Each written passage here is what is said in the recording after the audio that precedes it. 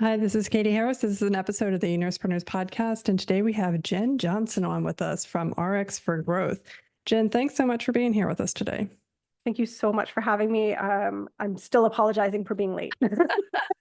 That's okay. Nobody knows you were late. I do.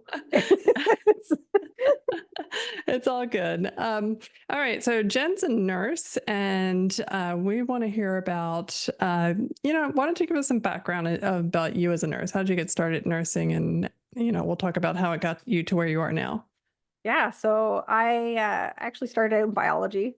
Did a year of biology, and then thank goodness failed organic chemistry second year. I hated Ha- chemistry. Oh God, regular chemistry, fine. Organic chemistry, I still don't know what they're talking about. So, that was part of a year-long program for the second year. So failing that put me back a year, and I'm going like, oh man, what am I doing with this? Like, where do I really expect to go with a biology degree? And thank goodness, one of the girls in my dorm was in nursing school. And so we would go through her textbooks and we'd pour through everything. And like the typical Mosby's, you're like, oh my God, these pictures. And it's like, this is what I want to do. This is fun. Like, this is cool. So thankfully, Lakehead University had a 3-year compressed program that they offered. And so I got to carry over some credits and work at kind of a 4-year pace, but getting the 3-year degree. And met my husband just as I was graduating, and he lived in an underserviced area in Northern Ontario. So the government had said, for every year you work 1 year full-time hours, we will give you 1 year's tuition back. So I'm going, well, I'm dating the guy. He's got a house. He's an EMS supervisor. He's pretty established, and I'm just walking into this. The hospital has openings, and the government's going to pay me for working there. So yes, I'm going to go. This is all working out. This is fantastic.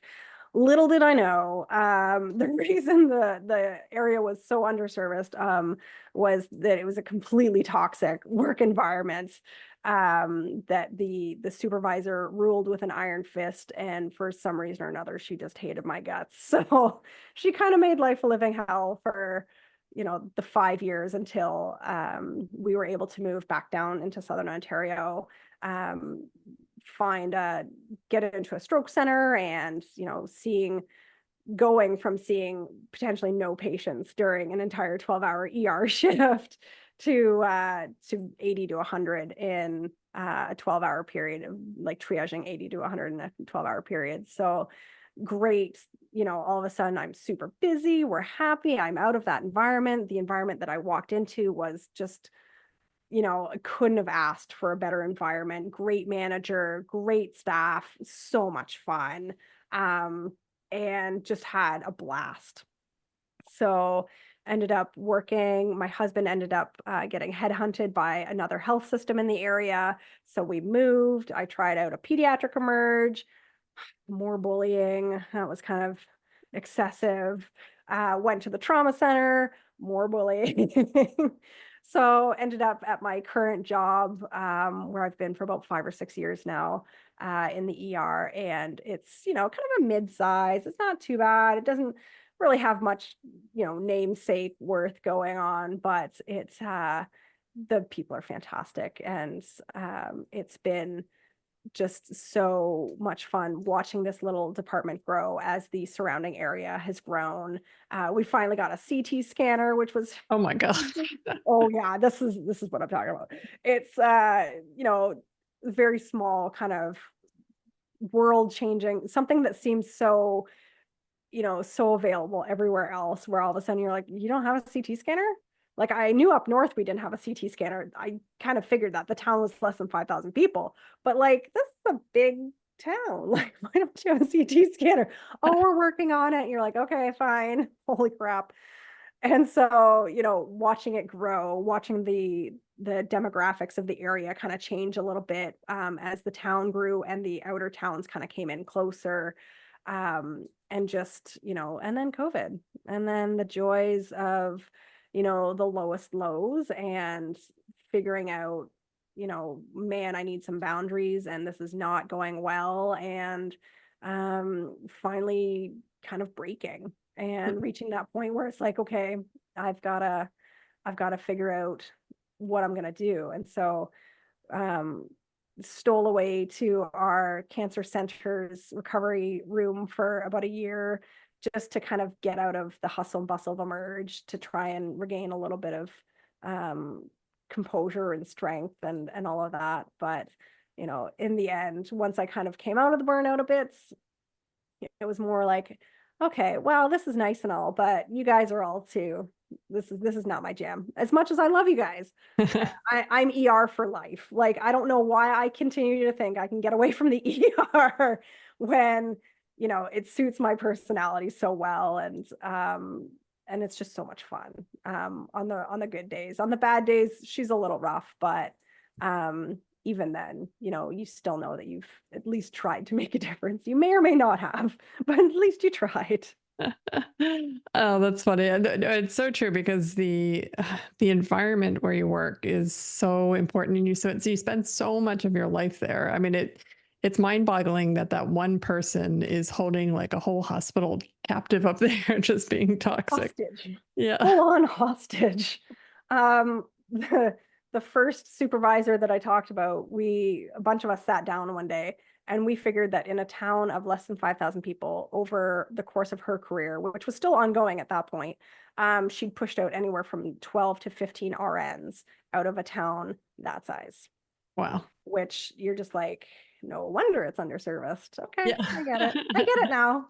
Yes, this is before you kind of made the connection between like what they're paying you and how bad it really is, and you're like, Right. Right. oh, that. Yeah. Okay, that makes sense now. Yeah, she's making an No. impact in the wrong direction. All right, so you were there. You muscled through 5 years. I don't know how you did that, but that's Alcohol. amazing. Went to alcohol. Went to this other hospital, and okay, and then you were in cancer for a little bit, and then went back to the ED. Okay. Um, so then what happened? So coming out of burnouts, you kind of sat down and took a look around and said, okay, well, like I need to do something. So the funny part of the story is the Canadian government during peak of COVID in August, they said, we're going to give every nurse $5,000 for working during COVID. And we're like, fantastic. Then they're like, but we're going to tax it. So you end up with like maybe 2,200. So we're like, well, that sounds like hush money, but I guess whatever it is what it is. And so, my husband and I were talking, we're like, okay, well, what do you spend the money on? And you're like, well, do you be responsible? Do you, put some money down on the house? Do you do this? Do you do that? You're like, well, I think I'm going to do the most ridiculous thing I could possibly think of. I'm going to get psychic lessons. Psychic And lessons? Like a psych like psychic, like, I had a friend who was in the area and she was offering lessons, and really it was just an excuse to hang out with her and just goof around. Like, you didn't really think much of what was going to happen, kind of thing. So you're like, oh, sounds neat. why not? And then I can say as a fun anecdote that I've taken psychic lessons and whatever else. And so took the lessons, ended up that it's just like, oh, there's like so much more going on with, the state of healthcare and what we're doing. And, it was kind of that introduction of intuition. And it's like, well, okay, well, that's kind of, it's a very woo-woo topic, and, nobody really wants to talk about it more than 3 a.m. So ended up just kind of, tucking it away a little bit. But then started writing all of my good stories for my kids, because at the time we were still kind of thinking like, we could get sick at any time. We don't know if we'd survive. Um, and so it's like, well, how do you possibly, talk to your kids about like mommy's choosing to do this when she could get sick?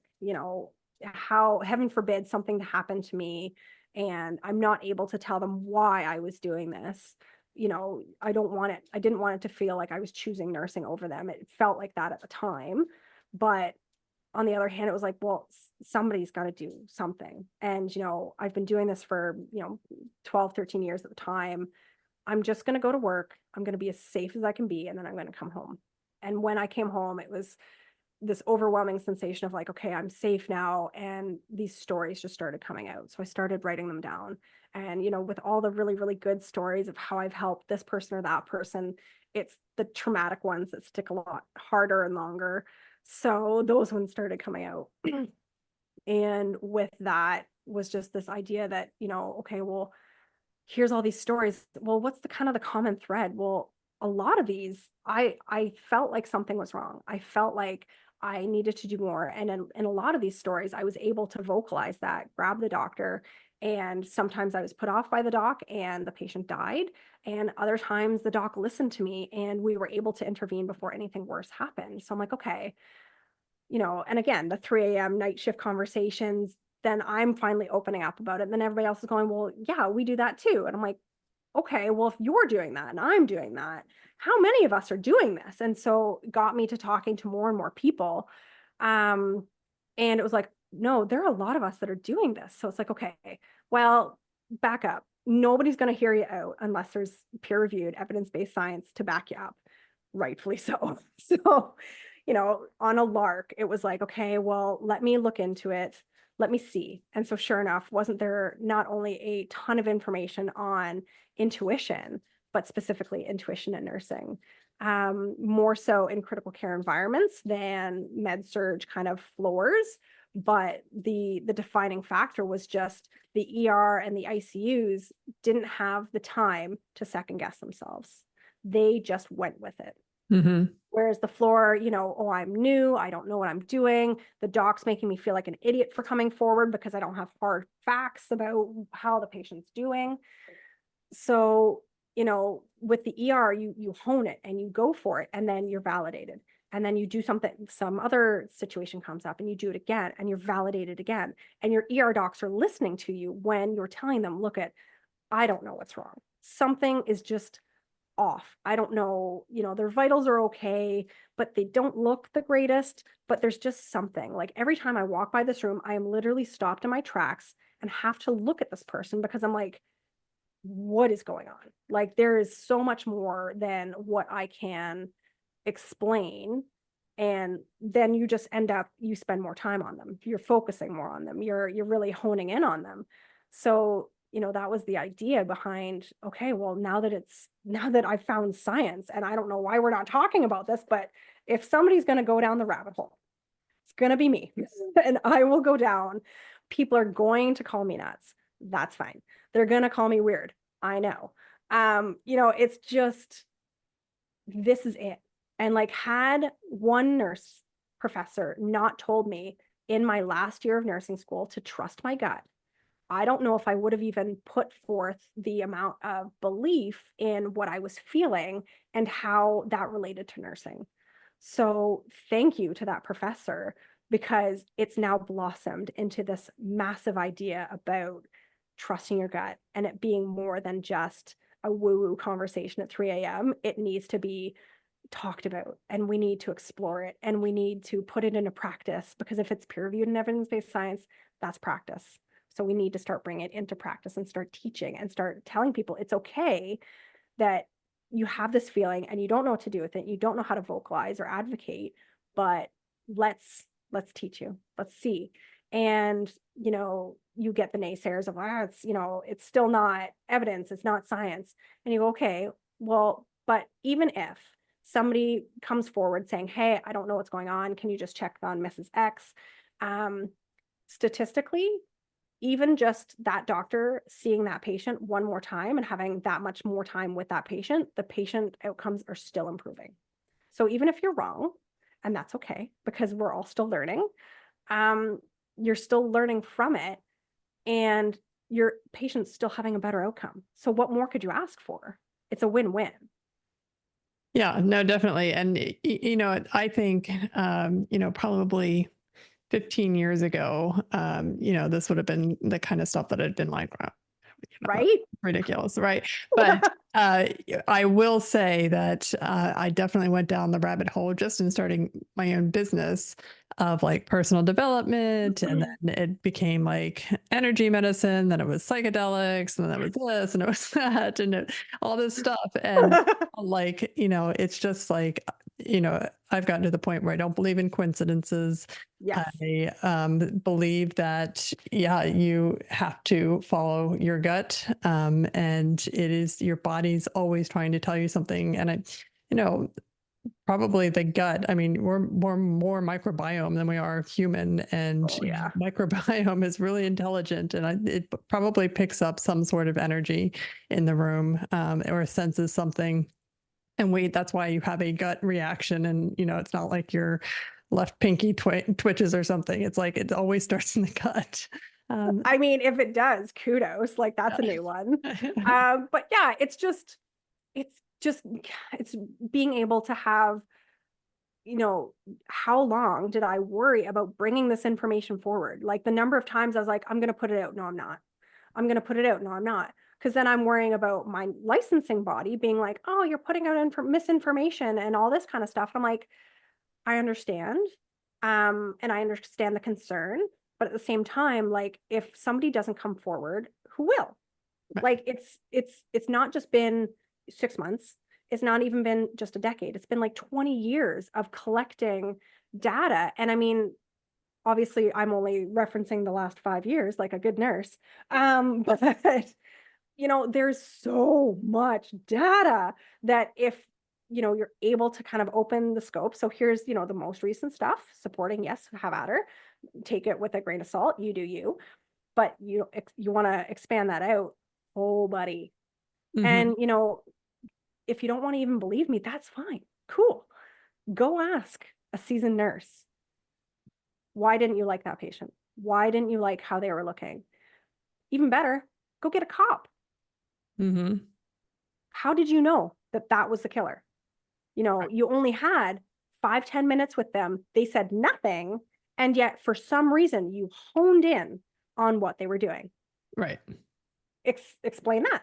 Yeah. Right. But you work long enough with people, and working the ER, 90% of the people lie to me on a daily basis, and that's cool. Everybody's doing their own thing, whether they mean to or not, is up for debate. But, you know, I can't rely on just who's sitting with me and what they're telling me what's happened, because a lot of times either maybe there's been a head injury and they don't really remember things properly. Maybe they've got a neurological disease where they can't remember what's happened properly. Maybe there's medications that are interfering with how they're perceiving things. People come in and they come in with lists, and who knows how old this medication. A, I'm just happy you brought in a medication list. Thank you. B, I don't know how old this medication list, because it looks older than I am.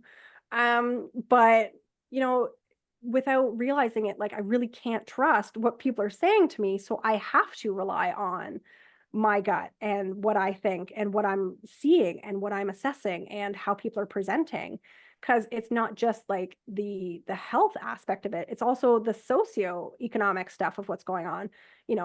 Is somebody being trafficked? Is somebody experiencing domestic violence? You know, that husband who's like super lovey-dovey with the wife and she's coming in with massive facial fractures. And the story, oh, she fell down the stairs, Yeah. does not jive. Like it just, listen to yourself, listen to the story, ask, is this, go back to physics. Physically, within the laws of physics, does this actually make sense? No. Okay, great. But again, that's just another thing validating that you are saying that something's wrong.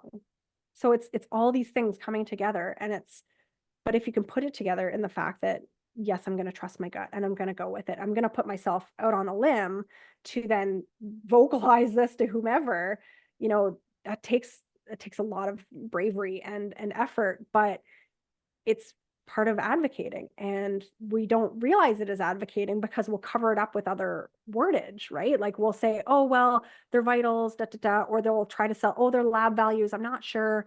They'll try to sell it other ways, very, very Western, when in reality, it's their gut that's telling them that something's up. and they just don't know how to then tell the physician or another care practitioner, this, you got to come see this, like without wanting to sound like you're just, Right. straight out coming out of left field. Yeah, and that's really hard at like you said, at 3 in the morning, when you have to call and wake somebody up, or even if you're working in a hospital where you don't have residents, because Yeah. it's easy to wake the resident up and yell at him, but when you have to call the attending at home, it's like, you know. Oh, you're like, oh, here we go. Yeah. That's a tough one. Um, all right. So, I mean, you found this evidence that there was something going on. Like, what did you do with this information, or how did you, kind of bring it home so that you could turn it into something? Yeah, it's just weaving it through the stories, because what better way do nurses learn than from each other's stories?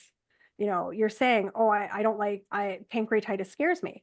And everyone's going, pancreatitis, like that seems so random. Why does That's right. pancreatitis scare you? And you're like, listen, I had a guy who I advocated for the patient condition changed, but I was brand new. The doc didn't listen.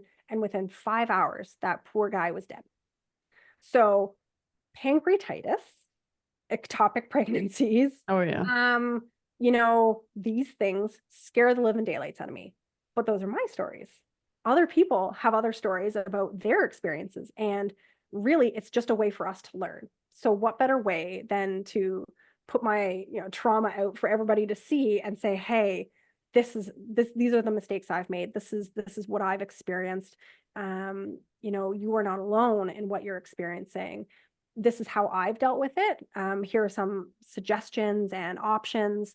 But in reality, I just want to support you to be the best person you can be. You are not just a nurse. Your whole identity is not nurse. You are more than that.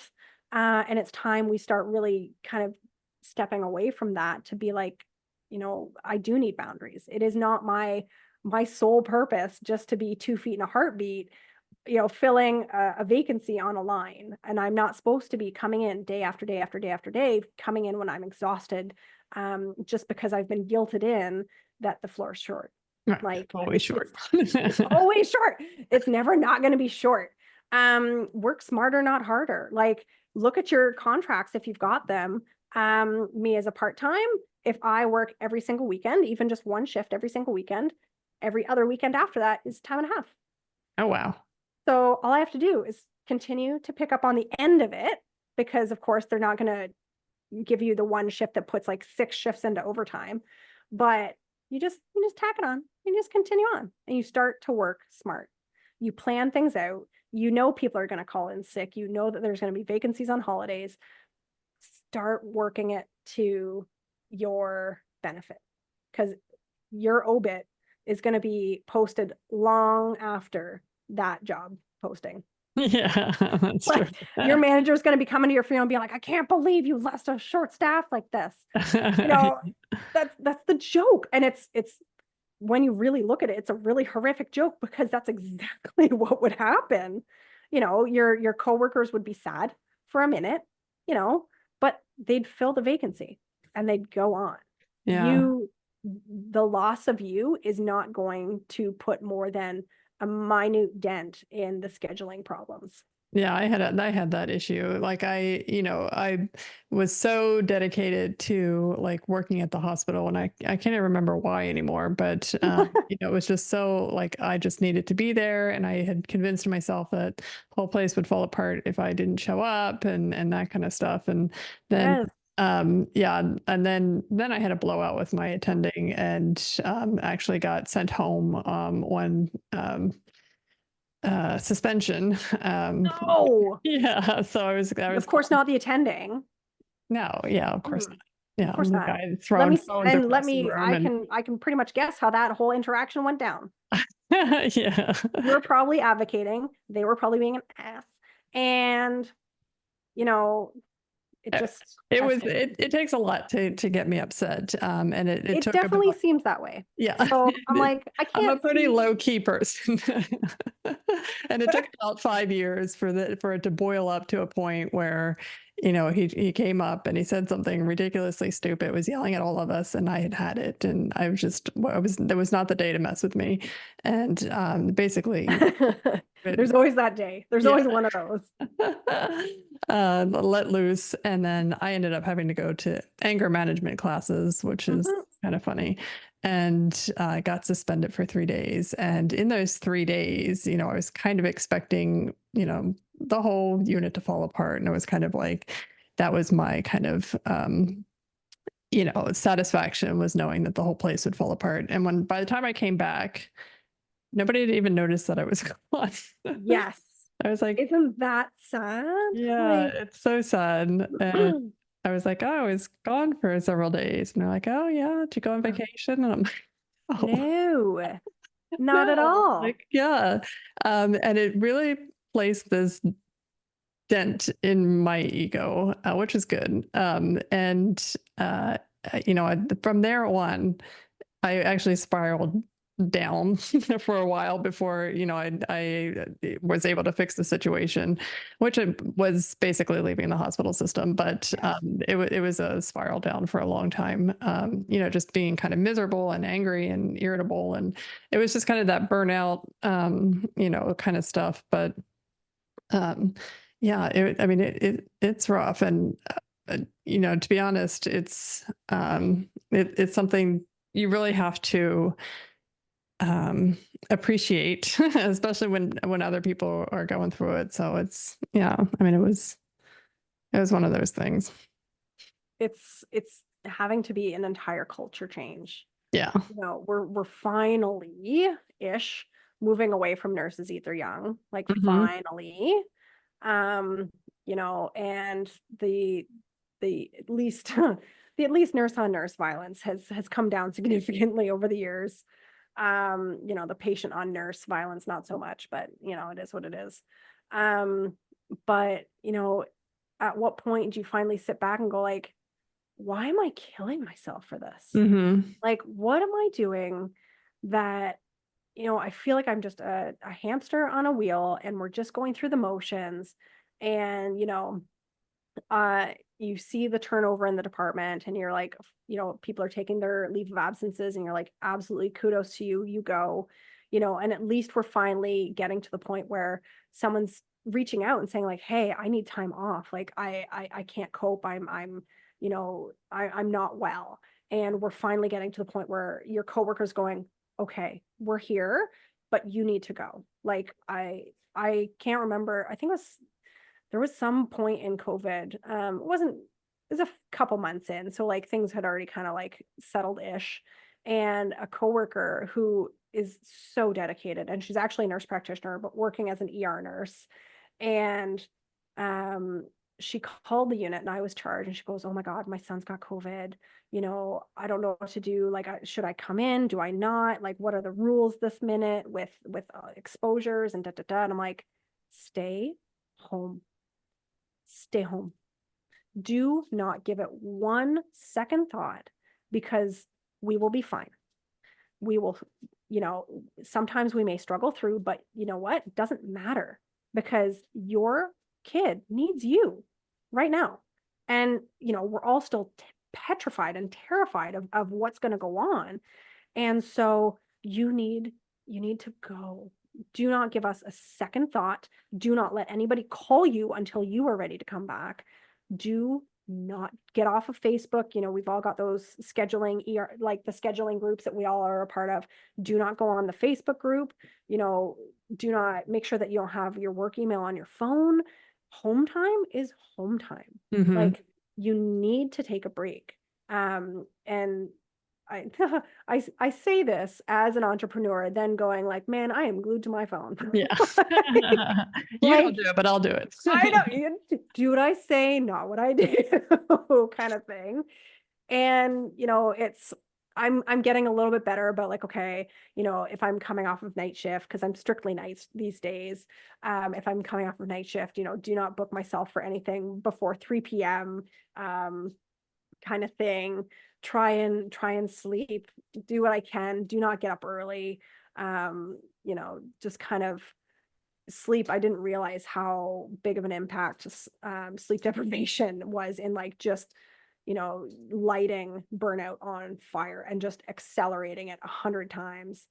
But yeah, like sleep when you can, and try and be gentle with yourself, because like we all know that antidepressants take up to 6 weeks to kick in to full effectiveness, if they are even working with you at all, kind of thing. So just be gentle. Um, Honestly, so I also found sensory deprivation tanks while I was doing my psychic education, and man, those are a hoot. I love them so much. And I'm just like, this is the greatest thing ever. I'm like, I'm forced to not be on my phone. I'm forced to physically let go of every muscle in my body. I'm forced to rest, because you always end up falling asleep in them anyways. And it's something that I'm doing very specifically for me. So I'm trying to kind of keep that up as much as I can. Again, with the COVID and the closures and this, that, and the other, like it was kind of a little hard to make a decent routine of it. But like, figure out what really lights your soul on fire. And if you're going to be an entrepreneur and you're going to chase it, at least chase it for something that's going to like really, you wake up and you're excited to do something about it, right? Like you're excited to your IV hydration business, like you're just so excited to help people that way. You're excited to write. You're excited to, I mean, all of these nursepreneurs that I see are just absolute rock stars. And I can't even get over how many different ways people have gone and have been so successful. And joining LinkedIn was probably the best thing I've ever done. Watching everybody, and like everybody is so nice on LinkedIn. The nurse groups are fantastic. And before I kind of ventured into like the nurse entrepreneur side of things, I was like, LinkedIn, yeah, whatever. Actually had my jobs on there. I'm like, whoop, now I'm going to take those off just Yeah. to, mitigate anything I've said. I've tried not to, oh man, I've tried not to say places, dates, names, anything like that, hospital systems, whatever. I don't even think I'm using town names, just to be on the safe side. But but if you knew me, you knew exactly where these stories were coming from. Right. And that's just it. Like the whole thing is, do what makes you happy. If you can help somebody else while doing it, that's even better. But it's time we start putting ourselves first, instead of the nursing stereotype where you're not a good nurse unless you give everything to everybody else and have Right. Zippo for yourself. Right. So create some boundaries, do what makes you happy, work agency if you need to. Yeah. I Yeah. mean, Yeah, no, like, you're right, because you don't have to dedicate your life to nursing. I mean, it's a job. You can still care about people without it being, your calling, and you can do it. You can be a good nurse without devoting your whole life to the profession and, trying to fix all the problems that are unfixable in the hospital system. 100%. You're not going to fix, a singular department, let alone a health system, let alone a whole, you know, global health, stereotype kind of thing. But be happy in what you do and take pride in, you're doing what you need to do to be happy. And your family is happy that you're doing that. Your friends are ecstatic that you're doing that. You know, wake up and realize that you can still make a difference. If bedside is not for you, that's fine. That's cool. I'm going to be bedside for life, and that's all right. I'm going to be part-time to casual. But it's just, that's what fills my heart. So that's fine. But in the meantime, you better believe I'm going to write. I don't even think I can leave, just because then the stories would stop. But you know, let's let's care for each other. Let's teach each other. Let's do things that light our souls on fire. And you have no idea that the article that you're writing is really going to help the lay people understand what's going on. You Hmm. never realize that your IV hydration is actually allowing somebody with intestinal issues to heal and give them the support that they need. We're doing all these things that, oh my God, the lawyers, the nurse lawyers that are coming through, and, all these advocates, there's so many things. You can always be a nurse, you can always go back to bedside if things don't work out. And, personally speaking, from pivoting business ideas like 4 times, I think, at this point. Just you got to try. If you don't try, you don't win. But, you know, be okay with failure. Yeah. And that's fine. Yeah. Your business doesn't work out. That's cool. Maybe you were just meant to turn it a little bit. Maybe maybe you're just looking at the wrong population. Maybe instead of, I thought I was going to help patients at home get assessed at home so that they could avoid the ER during COVID. Instead, I'm pivoting, and guess what? Now I'm focusing on the nurses, because the nurses to me are those who were left behind in all of this. So, but that's me. That's just where I am. And, if one more person never, ever, ever gets bullied again, I will die the happiest person. But in the meantime, here's some strategies. Here's some things to do. And if all else fails, get the heck out. Right. You're not leaving anybody. You're not stranding anybody. If you've given it 6 months where you've, reported it to your management, and you've done this and you've done the things and you've led the paperwork and you've sent the emails and nothing's happening, just get out. Yeah. Save your sanity Right. and just Because they're sending you a message. They're sending very a much so of, that's it's not important to us. We don't care. yeah, management's condoning this behavior. And especially if you say something and it's like, oh, well, so-and-so's always been like that. Oh, okay. Pardon me. Pardon me. All right. That's Well, a hard that's okay, no. then, yeah. I'm out. See ya. And know that you are valuable. Your experience is valuable. Your knowledge is valuable. They're not valuing you. So why do you continue to stay in a place that isn't valuing you when Yeah. you deserve so much more? I had And I was going to say, I had a nurse manager one time, and she was one of my students for a leadership program I was teaching, and she had to drop out. And I was like, oh, what's happening? And she's like, well, I'm the nurse manager, and they just fired all of the assistant nurse managers and the nurse educators, but they're bringing on like 50 new grads or something, and they all have to be trained. And she's like, so she's like, what else could I do? And I was like, I would quit. yeah, I mean, they clearly think that all the, the assistant nurse managers and the nurse educators, they think they were sitting around doing nothing and that they were a waste of money. That's what they're saying. 1,000%. Like you're getting rid of it, nurse education, when you're bringing in 50 new grads. Yeah. Yeah, you're responsible for that. And she's like, yeah. Absolutely not. So you're going to work not in any department. 4 full FTEs and still get paid 1 FTE. Like that's just dumb. Yeah. No. And as long as we put up with it and accept it, it's going to keep happening, because they depend on it. They anticipate that we'll, suck it up and be like, pull one for the team or something. Right. Oh, your coworkers are so short. And yeah. Well, okay. don't That's you feel bad?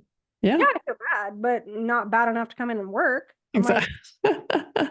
To get to the point of like saying no to to get to the point of picking up the phone when I'm only half interested in what they've got to say, and then B, just saying no. Yeah. Without the excuse, without, oh, I've got appointments, oh, my kids, all this, or that. I just want to stare at the wall today. Yeah. And that's what like, I'm going to do. If I, depending on the scheduler, I'm just like, oh, I've already been drinking. They're like, it is 9 a.m. I'm like, and? Your point? Are you judging me? Like, I am a strict night shift worker. What do you want from me? I've just come off a night. You're lucky I'm still up. Of course I'm drinking, honestly. But yeah, it's one of those things where it's really time that we start breaking some stereotypes and really putting ourselves first, and not giving a flying whatever to what management has to say. Because like, really, the only way that things are going to change is if a catastrophic incident happens, which we all know, and of course nothing changes until somebody dies. Right. So and even that gets swept under the rug. So.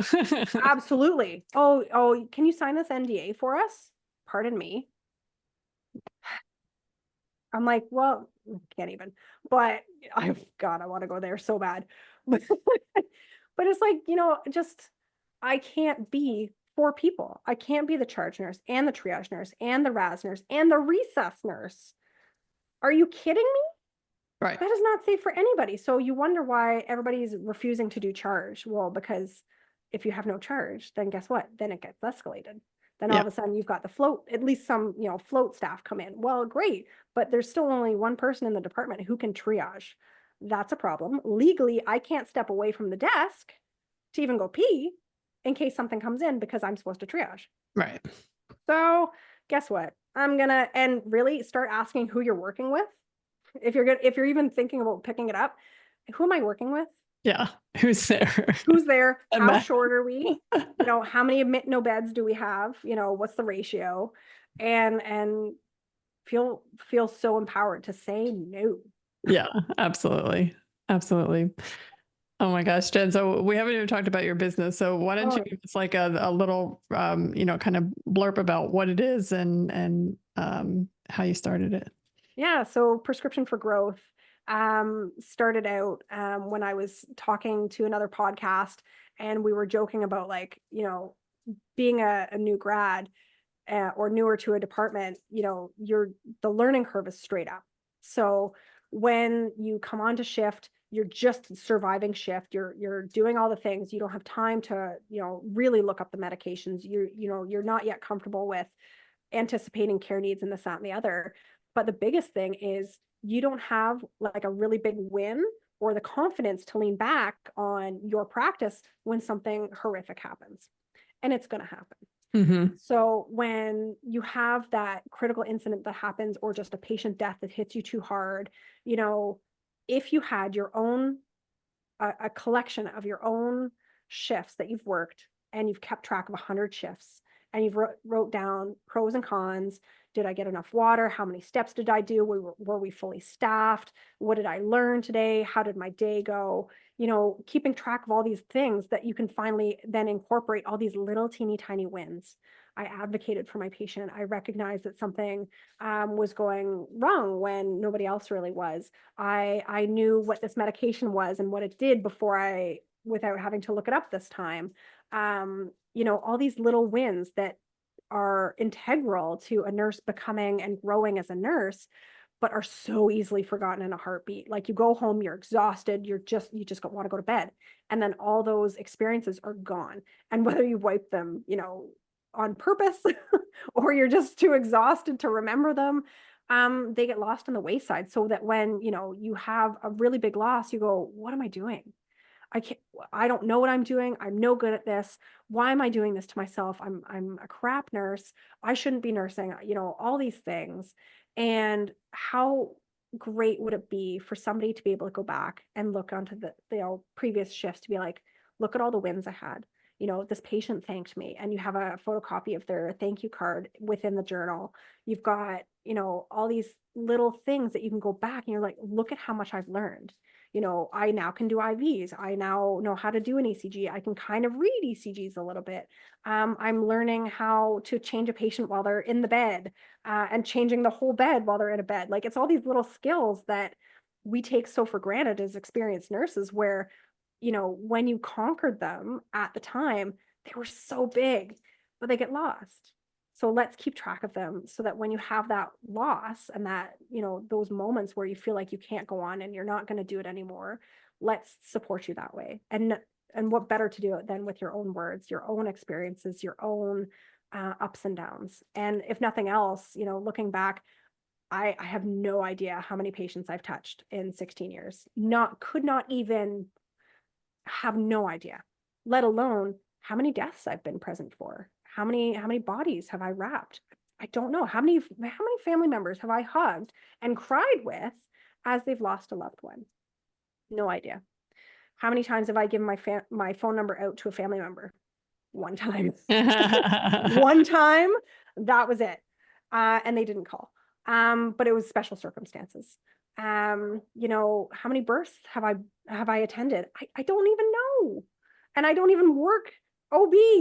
Like, it's all these things where unless it's life shattering and just too good of a story not to tell, we forget about them. Yeah. So let's start to keep track of just how much we're growing, not only day by day, but like month by month and year by year and shift by shift. So That's where Prescription for Growth comes in. I've got 100 Shifts Journal.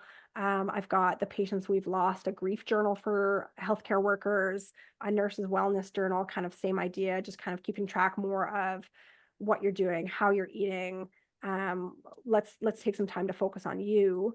And I'm starting to move into patient education. So I've got a heart failure or cardiac patient journal. So, day by day, did your weight change? Are you sleeping with more pillows? Are you having chest pains? What happens when you have the chest pains? So that when you go to your doctor, you have got all this data. Because of course, we all know how much the docs love data. So, it's all these things to try and help patients and nurses grow, learn, and get better. So hence Prescription for Growth. I love it. Wish it had been around. I have like 25 years of neurocritical care, and I remember blips and pieces of it, but it's, and then there's, like you said, a couple hardcore stories that always come to mind, but Yeah. like thousands and thousands of stories lost because I can't remember them. Even going on the podcast and talking about things, like other stories are coming up. I'm like, I thought I got the majority of the big stories out. Oh my God. I'm like, oh, and this one, and this one. Oh my God, this one. Oh my God, that one. Oh, it's like, okay. I'm like, clearly there's a lot more to unpack there. Book 2 is in the works, kind of thing. Yeah, it's just a way, what better way to, grad gift. You have a loved one who's a nurse and you want to support them. A, alcohol. B, journals. It's one of these things where everybody else is going very, very high tech. Mhm. So I'm going to health in October with Rebecca Love and the Nurse Approved. And, everybody is, the nurses, the other, 29 businesses that are going are so phenomenal and are Mm. doing so many great things, but they're all so high tech. And I'm like, I'm just your little token Canadian over here trying to sling some journals. Like, it seems, the imposter syndrome gets in there and you're like, oh, this is, look what everybody else is doing. Why can't I do something like that? And you're like, no, like, let's dial it back. Like, let's keep it as super simple as possible. And, you talk about resilience and burnout and supporting new grads and trying to get new grads to stay longer than a year or two. Here you go. Like, here's a way to be able to support them. So give them out at orientation or nurses week. Everybody's always looking for, the nursing week gift that isn't going to be made fun of online like 16 million times over. I mean, if it's better than a rock, I guess it's better than that. But, it's just, let's start supporting people where they need it, which is at the start, getting it into nursing schools. I've got stories from nursing school that like still haunt me. And one made it into the book. And so it's like, let's get it started as soon Yep. as possible to recognize that there's a lot of facets of nursing that can't even be touched on in nursing school. And the hands-on, go with the flow and run with it is a lot to be asking of people, Yeah. and still have them coping. Yeah. So, here's a very easy way to watch yourself grow and to see all the different skills you're doing. And, it would be even interesting for me just to see like how much water in a day did I drink versus like the steps versus like were we fully staffed, and just to kind of be able to look at it that way. But, it's always the little things. It's the super little things that make a career, but yet are just gone. Yep. Absolutely. All right, Jen. Well, how do people find you if they want to follow you or reach out or buy your books? Yeah. So right now I'm on TikTok and Instagram at ernurse.jen, Jenn. I'm on LinkedIn, Jennifer Johnson, BSCNRN. I'm sorry for using all of that, but there's like a bazillion Jennifer Johnsons. Should have kept my maiden name. Um, RX for Growth. So rxforgrowth.com is where you can find me. My books are on Amazon. The journals are on Amazon. If you search Jennifer A. Johnson, RN, or even like 100 Shifts, a care planner for nurses, it should take you there, and hopefully link you up to all the other ones, but they're all ready to rock. Awesome. All right. Well, thank you so much for sharing this with us today. Thank you so much for having me. I've actually been like fangirling hard because I've been following you for so freaking long. And when they said, "Oh, you're gonna get on this podcast," I'm like, "Shut up." Like the first one that I get on, I'm like, "Yes." I'm like, "Okay."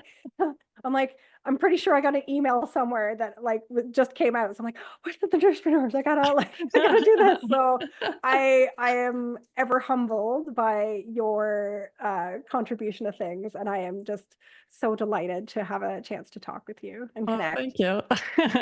Awesome.